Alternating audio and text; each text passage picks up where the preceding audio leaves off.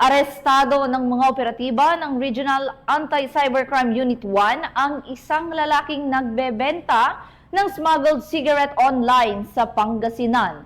Narito ang balitang hatid ni Patrolwoman Mary Grace Artizuela.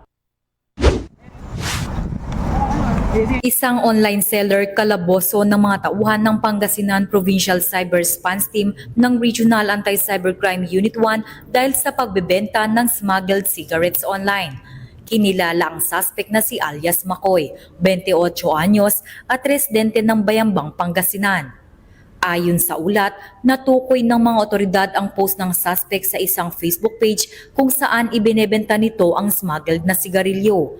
Ang post na ito ay naging daan upang maisagawa ang entrapment operation sa koordinasyon sa Bureau of Internal Revenue na nagresulta sa kanyang pagkakaaresto sa Barangay Lucaw, Dagupan City, Pangasinan.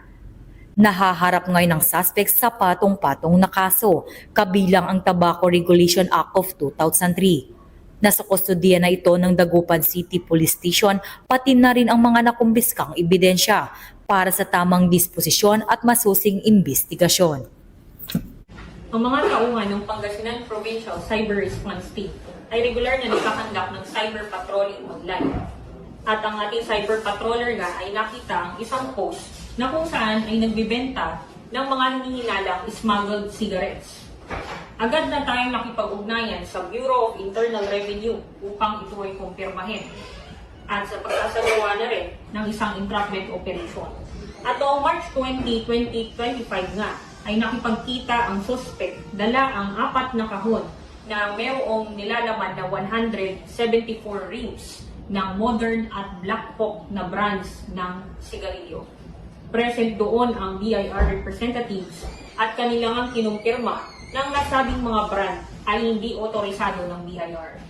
Matagumpay natin na aresto ang suspect at naaharap sa kasong violation of Republic Act 8424, Tax Reform Act of 1997 as amended by RA 10963 or the Tax Reform Acceleration and Inclusion o Train Law in relation to RA 10175 or the Cybercrime Prevention Act of 2012 at iba pang mga kaugnay na kaso before the Office of the City Prosecutor. Mula dito sa Campo Crame, ako ang inyong PNN correspondent, Patrolwoman Mary Grace Artizuela, nagbabalita para sa Police News Network, alagad ng batas, taga-taguyod ng Balitang Pulis.